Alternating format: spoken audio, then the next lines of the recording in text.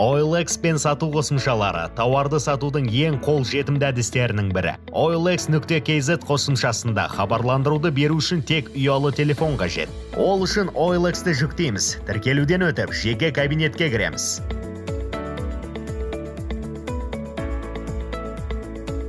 Жеке кабинетте хабарламаны жасаймыз. Ол үшін экранның төменгі жағындағы жасау батырмасын басамыз. Кейін тауардың фотоларын телефон арқылы жүктейміз.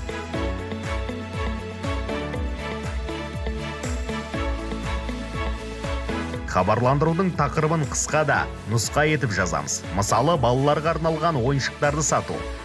Бизнес параметрін таңдаймыз. Сатып алушылар санын көбейту үшін тауардың толық сипаттамасын жазамыз. Тауардың бағасы мен жай күйін белгілейміз. Жаңа немесе ұсталған. Кейін байланыс жолдары мен мекен жайыңыз жөнінде мәлімет енгіземіз.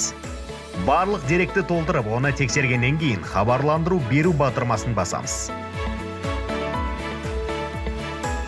Сату.kz порталына тауар немесе қызмет түрін орналастыру үшін компания батырмасын таңдап тіркелу қажет. Тіркелу кезінде электронды почтамен мекен жайды көрсету міндетті. Кейін компания атауы мен телефон нөмірін міндетті түрде жазу керек. Тіркелуді аяқтау үшін компания кабинетінен кіру батырмасын басу қажет.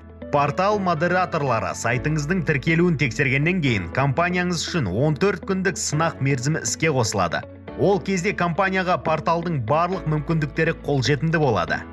Сынақ мерзім аяқталғаннан соң ақылы қызметтер пакетін сатып алуға немесе тегін тіркелуде қалуға болады. Тегін нұсқада сіз жарнаманы толығымен жасай аласыз. Тауар мен қызметтерді қосып, парағыңыздың дизайн таңдауға болады.